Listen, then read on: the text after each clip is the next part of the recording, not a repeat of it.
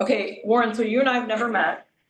So I want to talk first about you, then I want to talk about the album, then I want to talk about the Houston Rodeo. Does that sound good? Yeah, let's do it. Okay. So, well, first of all, this album, 20 songs, that's very ambitious for somebody, kind of new to the game. So, like, did you ever worry that you'd run out of songs? Oh no. No, it's not a problem for me. Do they I, keep coming? I'm always working, I'm always writing. Off the top of my head, I probably already have another 10 songs that are already good to go that I could probably cut tomorrow. That's amazing. I, yeah. So, yeah, I stay busy. Very prolific. I love it. Um, okay, so now take me back to Pennsylvania. So you went to college for sports, right? Yep. I grew up played lacrosse for 12 years and went to a school called Frostburg State University in Maryland to go play Division III lacrosse. And then did you finish? No, I had suffered 2 concussions my freshman year of college. I had 7 over the course of 12 years, and I had a come to Jesus moment my sophomore year of college. It was just like I have to hang this up uh, for good. This is not good for me anymore, and it was just it was a tough thing for me to come to realize because you do something for so long and you kind of grow an identity with it. I was the student athlete. I was, oh, Warren, he plays lacrosse. Like that's what I did all year round, all seasons, um, with the hopes and dreams of going to play collegiately, and almost did. And that wasn't God's plan for me, and this is His plan for me. So it's working out. But if was it your decision? Was it a doctor's decision? Was it your parents' decision? Like no more sports? It was a little bit of both between doctor and me. The NCAA, with documentation and stuff like that, you're really only supposed to have 6. Um, so, which is still pretty crazy. Uh, but for me, it was tougher on my family. It feels like at moments than it was me when I was, having that come to grips with, saying goodbye to a sport that I loved and played for so long because, my parents invested so much into it as well with always traveling with me and showcases and tournaments and um, private lessons and everything. I mean, I lived that for 12 years. So, um, my grandfather was actually kind of, my soundboard of reasoning. I remember calling him up and like crying on the phone with him. I'm just like, hey, like, I don't know what to do. Like, I can't do this anymore. Like, this is not for me. Like, and I'm not a quitter. I don't give up easily. And it was just like, I was like, my head's not in it anymore. This is not for me anymore. Okay, so then you have the come to Jesus feeling. You talk to your parents, doctors, and your grandfather, and then from from that point to when you moved to Nashville, like how much time elapsed? Were you like, goodbye lacrosse, I'm leaving for Nashville tomorrow, or was there a time where you stayed in Pennsylvania and worked? Yeah. So that happens. I finish out my sophomore year. I transfer schools. I move to back home, um, and live under my parents' roof. Transfer to Penn State Harrisburg, which was a branch campus of Penn State. So I was commuting to school and stuff. And I was going there for about a year and a half. And through that time period, I really fell in love with lifting and dieting and stuff, and was taking that super serious. And that's kind of where I took all that emotions and frustration and stuff like that of trying to figure myself back out after giving up lacrosse and finding a new passion and stuff. And that's when I started picking up the guitar and messing around playing. And then, and when I first started posting, there was no rhyme or reason for it. There was no strategy. There was no, I'm going to be a country music artist and I'm going to go pursue this.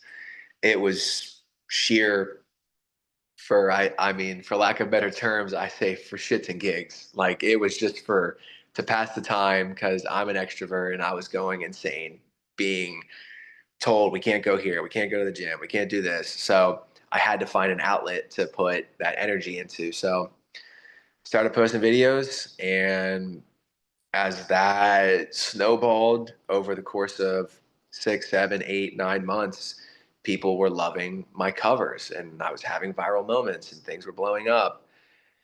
And it went from, well, we want full covers and we want original music. And I'm like, I never said that I was a songwriter or an artist, but we'll try this out. So I go ahead, I write my first song in my childhood bedroom.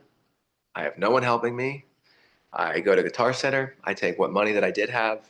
I buy a microphone. I buy an interface. I'm buying cables. I download a free software. I buy soundproofing panels, and I start recording. And I sing my song that I wrote, record it, upload it to Spotify, YouTube, Apple Music, the whole thing. And from that moment, my manager, who's still my manager today, had got in contact with me and we kind of worked together on a gentleman's handshake. It was just like, hey, I don't know if this is something you want to pursue, but I'd love to meet you if you want to come down to Nashville. So him and I, for a month straight, I joke around and say we did online dating, and we talked for 3, 4 hours a day on the phone of what are we posting? What are our ideas? What do we want to do? Like, what seems to be working right now? What songs do you want to cover? What are you listening to right now? So we did that for a month. And then this is where the story gets crazy. I come to Nashville for the first time, and my first ever co-write, second song I wrote in my life was Ride the Lightning, my first hit song. So my story was like, boom. And then I signed a record deal 4 months later and dropped out of college. And then, okay, dropped out of that college and left your parents' home to move to Nashville. Where did you, like when you got to Nashville, I know you knew your manager and maybe some co-writers. Where did you live and where did you work? I found a property, fortunately. I was fortunate enough to find a property right before the boom that took over Nashville. And I just sunk everything that I had into pursuing this. So at that point, I had a record deal. I moved to Nashville, and it was off to the races. It was writing almost every single day. It was getting me in the studio. It was recording music. It was posting on social media. It was going live on TikTok and Instagram almost every single night. And it was just fueling and feeding this fan base.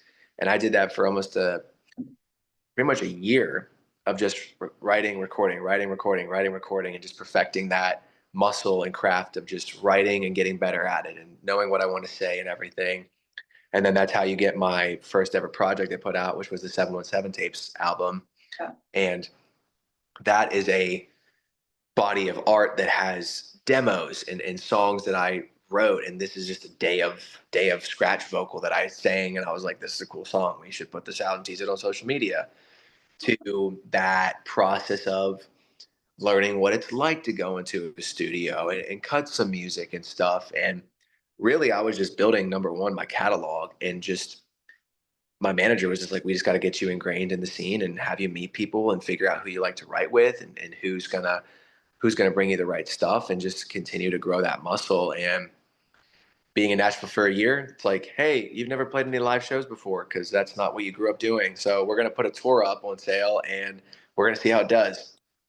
So I put 15 dates up, acoustic dates, me and an acoustic guitar player, never played a live show, 15 dates, sold out in 36 hours.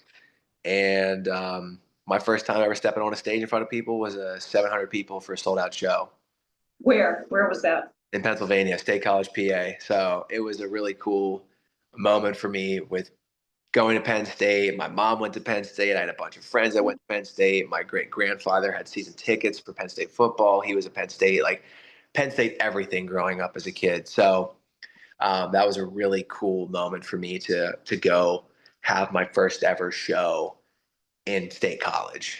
Of course. And then when you played that show, was it at that point you'd been writing? So was it cover songs or was it all your original songs? It was Okay. predominantly originals with maybe two covers. That was it. What were kind of your go-to covers back then in the beginning? Go-to cover was one of my most viral ones on social media, which was "Drunk Driving" by Co Wetzel. Okay. Um, and I mean, great song by him. He even hit me up after I put my version out and said thank you because I gave that I gave that song a whole different life because that was one of his songs on his record that wasn't really well known, and it was one Mhm. of my favorites. And after I covered it and it went uber viral all over socials, people realized that it wasn't my song. They thought it was one of mine. So they went and found his and stuff. So I gave that song a whole different life on his catalog. And then trying to think what was the other one? Oh, Outskirts of Heaven by Craig Campbell. That was another go-to for me. Great song. Yeah. Such an underrated song. So when did you figure out, maybe it was when you were still, like before you moved to Nashville, when did you figure out I can sing, but I can also write songs? Because not every singer writes songs and not every songwriter sings songs. So when did you realize you could do both? I think for me is I'll be honest, at first, um, it was an uncomfortable position to be in. Anything in life worth doing and having, it's going to be hard to get. So it's why I go to the gym. You're putting your body through pain and stuff to grow and whatnot. So for me, um, I'm not saying sorry. I have someone here at my front door, but I'll continue this interview. I'm so fun fact. I'm getting an IV because I'm not feeling super great right now, and I have to Houston Rodeo. So I'm getting some vitamins and stuff put into my body. Um, but all that being said, writing. Okay, I forgot my IV call. Hang on. Okay, perfect. Um, uh, for as for writing, it it was tough. It was, and for me to sit here and laugh about it and say that the second song I wrote in my life was my first hit song is insane to say. But it was tough for me. But how it got easier and better, how I got stronger, was putting myself in rooms with people that are amazing at their craft and honestly showing me the ropes. You know, I was in amazing rooms with incredible writers and they were welcoming and they're like, hey, this guy's got something going on. So we're going to take him under our wing and we're going to help him out. And like I said, it's a muscle. So as you continue to do it and evolve and keep testing that, it's only going to get better and better. Right. And so when you fast forward from that first song to this album where you've got like my favorite writers like Rivers and Ryan Beaver and Ross and even Mike Walker, you know, like how do you get the best in a room with you when you're still kind of new at this? Well, it helps having talent, number one. And number two, having a good management team. And my manager had been in town for years and years playing the game from he did merch for Eric Church and like he had done the tour managing thing. He had done all selling merch. He had done all these different things. And then he worked for a management company. Um, then after he signed me, he was able to make his own management company.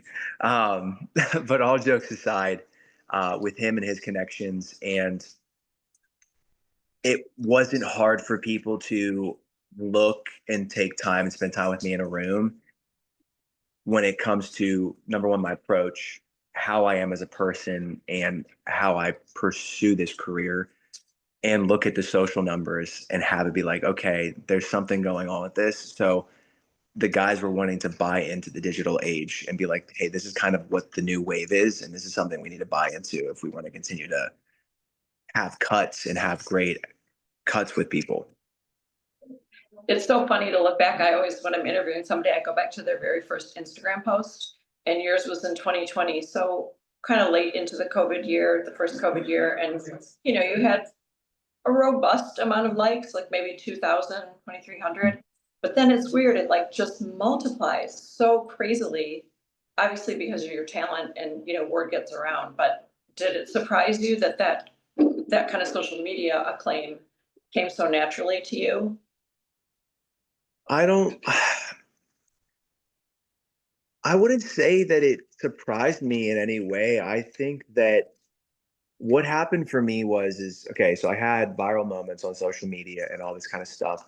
But what happened for me was when I flipped that switch on and was like, okay, now I'm pursuing this and I'm going all in. And I'm like, I dropped out of college before I signed my record deal because I knew it was coming. And I bet it all on black. I said to my parents, I went to Nashville for the first time. I wrote Ride the Lightning. I came back and I was like, I cannot focus on school. I do not give a shit about school. So I'm dropping out. And they're like, well, we don't agree with you. I was like, I don't care. So I called my counselor or whoever, my advisor, and I said, hey, thank you for everything you guys have done for me. I'm going to go use my career. I'm going to go use the things you taught me and actually use them in the real world. So dropped out. And then at that stage, before I signed a record deal, I was staying with my manager for 2 weeks at a time in Nashville. And I was doing nothing but writing every single day. So when it comes to watching the social media success and the rise of all of that, it doesn't come as a surprise for me because if I want something in life and I want to go get it, I'm going to go do it. There's no stopping me. Okay, so in terms of that kind of ambition and, you know, the songs you have written so far, do you ever listen to a song and, you know, maybe you try to avoid listening to country music when you're, now that you're in it, but do you ever hear a song and think, God, I wish I'd written that? Oh my gosh, yes, all the time. Such as, like what? One of my go-to answers for that one is the song that Morgan put out. Um, what was it? Oh, Man Made a Bar. Oh, Larry Fleet. Yeah. Yes, yes. Awesome song. That is I'm blanking on my boy's name right now. Who was on that? I've written some songs with him. Why am I it's not John, is it? I'm blanking on one of the writers, but I've written with him a couple times now. And I remember being in the room and I had no idea he was a writer on it. And I was like, man, I love that song. He's like, oh, I wrote that. And I was like, no shit, man. That's great. That's so great. Okay, what other songs do you wish you'd written? Oh man, let's think. Mm, what's that one? It's a Chris Stapleton song. I don't know if is it a cover or is that Chris? Did Chris write that? Whiskey and You. One's the devil, one keeps driving me insane. It's like that's the difference between whiskey and you. You know, I think he wrote it, but Tim McGraw covered it about 10 years ago. Tim Okay, McGraw cut it about 10 years ago, but you know, I can always buy me more. Like I love that song. amazing song. Okay, well, give me one more. We rounded out with three. Let's think about this. Another one off the top of my head. Well, one of the early covers that I did on, I'll give you two. One of the early covers that I did was Cover Me Up, which Morgan covered. And that's obviously Jason Isbell's song, phenomenal song. And then shout out to Tyler Childers, Nose on the Grindstone, phenomenal song as well. Okay, those are great ones. Is that the kind of music you would listen to, like when you were in high school, you know, and music starts to matter to people at that age? Yeah. Was that the kind of music you were listening to, or were you like, I like Pearl Jam and that's what we listened all the way to lacrosse? Like, It's tough to say, like I always say that my mom, summertime rolled around, all we would do is listen to country music when we were at the beach or out by the pool, swimming over the summer, having friends over and stuff, or if we're chilling at a lacrosse tournament in between games and stuff like that, we're all just sitting around listening to country music and stuff. Now, when it came to getting ready for a lacrosse game, you're listening to nothing but rock and rap in the locker room before you go out there. I grew up a Belieber fan. I'm a huge Justin Bieber fan, like through and through. I love Justin Bieber. If he said let's get together and cut a song together, would absolutely say yes. So my love for music has no boundaries and it's genreless. So I draw from a lot of different genres when it comes to making my music. I love to hear that. And you're pretty candid about how you grew up, you know, as kind of like a student athlete. You know, you weren't hauling hay and live in that rural country life, but it Yeah. must have been a little bit aspirational for you because you kind of quickly went from, Warren, the lacrosse player, to Warren, he wears a cowboy hat and a giant belt buckle and the long hair and the jeans and the boots. So was it just aspirational, like your whole aesthetic vibe? I think yes and no. And like I've always been big into imagery. And I mean, I just I made a joke about this, but I just did an interview with GQ, and my whole life, my parents always called me GQ growing up because I was always the kid that always wanted to look good, and I always loved clothing and style and everything. So the long hair comes from lacrosse. Hockey players and lacrosse players notoriously have long hair coming out the back of their helmets, so that's where that's from.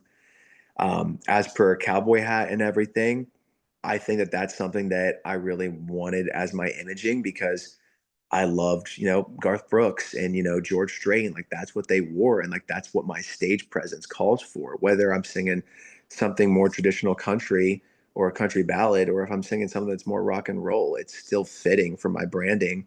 And not a lot of people are wearing cowboy hats nowadays. So I stick out when I'm wearing it when it comes to all those things.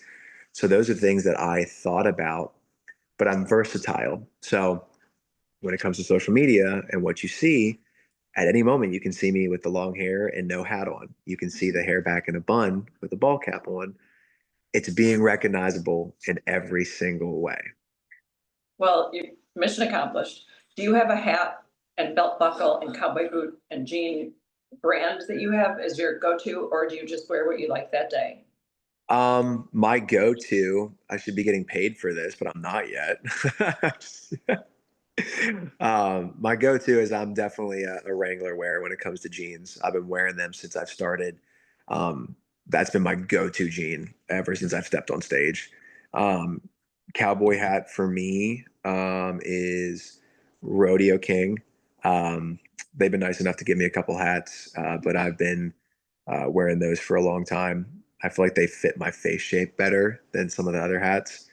Um, Trying to think what else, but yeah, I find brands that I like, and then I'm a ride or die committed to those people because I like their style and stuff. What about your boots? Do you have a boot? Boots are Tecovas, and I'm waiting for them to make a boot for me. Okay, and then belt buckle. We just gotta Belt. get. Okay, so a belt buckle. Fun fact: the belt buckle that I've been wearing since I've started this is actually my great grandfather's. Um, he bought it on a hunting trip with my one uncle while they were out in Montana on a hunting retreat. And my grandmother found it when they were going through his things when he passed away years ago, and she held on to it. And then she gave it to me years ago, and then it became my thing. And why I love it so much is because on the belt buckle there is an eagle on it. And the thing I love about eagles is that eagles fly above the clouds and eagles fly alone. So it's the mentality of the eagle or the lone wolf approach that I have. And again, it's not that I don't not like people, but I very much so am. Number one, I have a hard time trusting people. And the thing for me, when I say I have the lone wolf mentality, I very much so am a regimented and disciplined individual. So I'm not the artist that you hear about that's going out drinking on the weekends when he's back in town, out at dive bars, out on Broadway. No, you can catch me home cooking my meals and making sure that I'm meal prepping for the week and going to the gym or writing a song or listening to demos or planning out my next week for what I want to post or talking to my creative director or planning out anything and everything that I have going on at one point. Okay, I have goosebumps about the belt buckle, and even the meal prep is very exciting. Just a couple more questions, to read your bio and then to listen to the songs on this double album, it's all very like, heartbreaking things like betrayal and relapse and lies and sin and addiction. And so like who hurt you? Like, I it's tough to say. I mean, I joke around and say that the dating scene, I'm very much so old soul. I'm 25 years old and I've never felt my age, and it's made the dating scene that much harder. Um, for me in this day and age. So yeah, some things have been easier than others going through that. But I think for me, a lot of the process is number one, whether I've directly gone through it or I've seen people around me go through it and it's inspired me to write about it because I feel that someone needs to hear this story and it feels connecting and resonating. Or, um, you talk about these titles and stuff like that, you hear relapse and it's about youthful love and whatnot, and you and an ex, and you can't say goodbye because you just keep seeing each other, and it's one thing leads to another, and you're still trying to figure out how can you break it off. Um, but then you have a beautiful song like "Love and Letting Go" that I hold so near and dear to my heart that was the one song on the record that I cried writing and uh, singing, and that one, that one will rip a hole out of your rip a hole, put a hole in your chest. That one's a tough one for me. But yes, have I been hurt? Have I gone through some things? Yes, but haven't we all? Um, Exactly. I think that's why I really like The Devil I Know, because it's like we all have that, we had the devil I know, but it's like that is way better than the devil you don't know. I, mhm. I could think of a few bitches that I've met along the way in this career that I'm like, you were the devil I was not expecting. I that one really resonates with me. But are there other songs on this, gigantic album that you feel like they maybe not be singles, but they're special to you for a different reason? I think the song "Addictions," you brought that up. That is a song that I wrote with Rivers, and we wrote that a while ago. I can tell you I'm sitting in my living room right now. That was a song that I first put up on socials probably 2 years ago. When I first wrote it, I put up a TikTok of me sitting in my living room on the floor after I just bought my house and no furniture, nothing. I just moved in and I was checking it out for the first time. And I brought my guitar with me and I sat on the floor and the acoustics were great because there was nothing in here. And I sang that song and I put it up on socials. That song is pretty much talking about the addiction that I have to, for me, it wasn't anything bad. It was my addiction and love for this industry and for what I'm doing. And I'm obsessed. I'm addicted to what I'm doing. And it can be seen as a good thing or a bad thing. It probably was not seen as a good thing at the time to the person I was dating, but it wasn't the right person and they weren't grasping onto how, passionate I was about this and I was giving it everything I had. And um, hence, I'm choosing my addictions over you. And that was a tough one to write for me, but it was a coming to grips and a come to Jesus moment for me in that regards. At that stage of my life, I'm just like, this is what I have to do, and I have to give it everything I have. It's a great song, and it's good to hear songs where it's like you think it's gonna be about drugs, and then it's like, oh, you can be addicted to good things too. Like Hmm. Raw has a song, I don't think it was ever a single, called "How Bad Do You Want It?" And I kind of felt that way about my career. It's like, do you want to eat it, breathe it, sleep it? And I'm like, yep. I don't make very much money being a country music journalist, but I love it, and I wouldn't trade it for any other job. So it's got to Exactly. make it more fun, obviously. Okay, just tell me one thing about what you're thinking about playing Rodeo Houston. One thing that I'm thinking about song wise, is that what you're wondering? No, no, just like, are you excited? Are you honored? Are you like, Oh, I mean, all those things, obviously. I think the fun thing for me is that last year I was at the Houston Rodeo, had not gone into it because I was playing a radio event outside in a tent for 400 people. Fast forward a year later, I'm now headlining on a Saturday in front of 70,000 people. Yeah. So that just shows you how good God is. Number one, shows you how grateful I am for my fans and for the faith that Houston Rodeo and them supporting me and believing in me. The thing that I'm most excited for is the one tip of the star actually raises up in the air and it goes up about 20 feet in the air.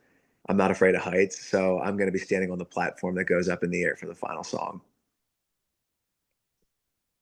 that's amazing. What a great way to end this. I wish I could be there for it, but it was so great to talk to you and get to hear all your thoughts about your life so far. I'm sure it's just gonna get, even bigger from here. That's the plan. 2025 is gonna be insane. Okay, well, good luck with your IV. I hope I didn't keep you from like getting that. No, you're good. I'm jabbed. I'm good. Okay, well, I hope you feel better. And Jacqueline,